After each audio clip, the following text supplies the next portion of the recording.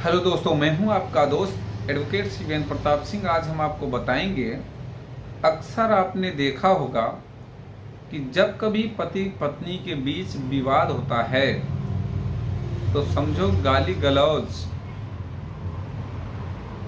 की भरमार हो जाती है। व्हाट्सएप पे गाली गलौज करना, फ़ोन करके गाली गलौज करना, मैसेजेस करके गाली गलौज करना, ईमेल से गाली गलौज करना या रिश्तेदारों से गाली गलौज करना, ये आम भाषा हो जाती है, आम स्वभाव हो जाता है। तो आज की इस वीडियो में मैं एक ऐसे जजमेंट के बारे में बात करूंगा जो कि आज वर्तमान समय में हर एक पति के लिए लाभकारी है। डिफेमेशन का केस, मानहानि का केस। मानहानि के केस में पत्नी को देना पड़ गया 15 लाख रुपए पति को, और सिर्फ एक ईमेल के कारण। बात सिर्फ एक ईमेल से नहीं होती है। अगर पत्नी हो चाहे पति हो, कोई भी एक दूसरे का अगर सम्मान नहीं करेगा, एक दूसरे पे फर्जी आरोप प्रत्यारोप लगाएगा, गलत इल्जाम लगाएगा, या यूं समझो उसके स्वाभिमान को, उसके सम्मान को समाज में धूमिल करने की कोशिश करेगा फर्जी आरोप प्रत्यारोप लगाकर, तो 100% मानहानि का केस बनता है। एक ऑर्डर आपको डिस्क्रिप्शन बॉक्स में मिल जाएगा, एक जजमेंट की कॉपी मिल जाएगी जो कि माननीय दिल्ली साकेत कोर्ट का है, डिस्ट्रिक्ट कोर्ट का, जिसमें ये ऑर्डर डेट है 29/7/24, यानी 29 जुलाई 2024 का ये जजमेंट है, जिसमें पत्नी को अपने पति को देने पड़ गए मानहानि के केस में 15 लाख रुपए। इस वीडियो पे आपका क्या कहना है कमेंट करके जरूर बताइएगा, और अगर कोई सवाल और रह गया आपका, शेष रह जाएगा इस केस से रिलेटेड या किसी केस से रिलेटेड, तो आप अपने सवालों के जवाब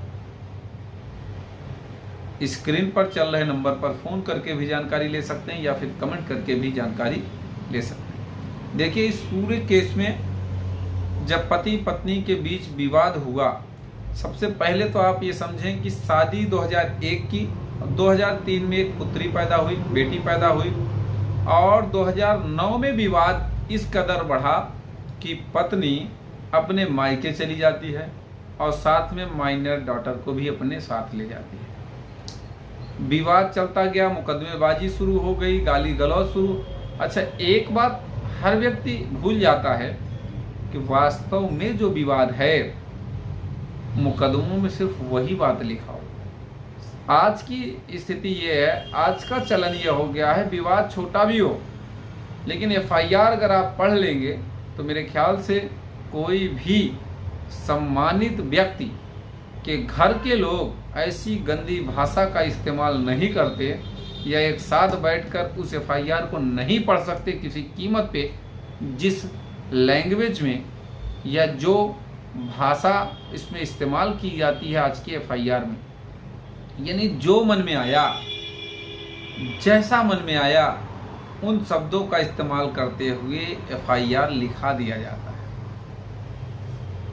वो कितनी भी वल्गर एफआईआर हो, जो मन में आए वो एफआईआर में आरोप प्रत्यारोप किसी भी व्यक्ति पर लगा दो। तो हुआ इसमें भी वही था, इस केस में भी वही हुआ था। पत्नी जब चली गई, पति का ये आरोप था कि ये दोस्तों में मेरे लिए गंदी भाषा का इस्तेमाल करती थी, गाली गलौज देती थी, यहाँ तक कि ईमेल करके ऑफिस में एम्प्लॉयर्स को ईमेल करके मेरे बारे में गंदी भाषा का इस्तेमाल करती थी। तो भाई, ये सम्मान की ही तो बात हुई, सम्मान को ही तो ठेस पहुंचाया जा रहा है, ऐसा आरोप प्रत्यारोप था। पत्नी का कहना यह था कि ईमेल पे धारा 65B एविडेंस एक्ट का एफिडेविट नहीं दिया गया, इसलिए वो मान्य नहीं है। दूसरी बात ये कि क्रॉस एग्जामिनेशन में पत्नी का आरोप सिर्फ ये था, कोशिश ये थी ये साबित करना चाह रही थी कि पति एडल्ट्री में है, यानी कि उसका अवैध संबंध अलग अलग लड़कियों से है और उसकी इनकम यही दो बातें ज़्यादा दिमाग में थी उसके। इन्हीं दो बातों पे ज़्यादा फोकस करती थी। माननीय इलाहाबाद हाई कोर्ट में, माफ करिएगा, माननीय न्यायालय ने ये देखा कि जो ये मानहानि का केस है, इसमें कोर्ट ने ये पाया कि पत्नी ने ये एक्सेप्ट किया है कि जो ईमेल भेजे गए थे वो उसी ने भेजे थे और ईमेल में जो शब्दों का जिक्र है वो वास्तव में इतना भद्दा है, इतना गंदा है, उसको पढ़ा भी नहीं जा सकता। दूसरी बात ये कि डॉटर की भी गवाही उसमें हुई। डॉटर ने कहा ये ईमेल आईडी मेरी है लेकिन मैंने ये मैसेजेस नहीं भेजे, और पत्नी ने ईमेल पे कोई भी सवाल जवाब नहीं किया। कहने का मतलब ये कि उसने सिर्फ और सिर्फ ये दिखाना चाहा, ये बताना चाहा कोर्ट को कि इसकी इनकम इतनी है, इसका अवैध संबंध लोगों से है, अलग अलग महिलाओं से है। तो सिर्फ ये बात बड़ी बात नहीं है। बड़ी बात यह है कि ईमेल जो भेजा गया वो पत्नी के द्वारा भेजा गया। क्रॉस एग्जामिनेशन में पत्नी ने ये एक्सेप्ट भी किया है। इसी पर कोर्ट ने 15 लाख रुपए का जुर्माना किया। 15 लाख रुपए पत्नी को अपने पति को देने पड़े, आदेश जारी किया गया। उम्मीद करता हूँ, आशा करता हूँ आज का यह वीडियो आपको बेहद पसंद आया होगा। अगर वीडियो पसंद आया तो वीडियो को लाइक करें, शेयर करें। YouTube channel CBN high court को जरूर सब्सक्राइब करें।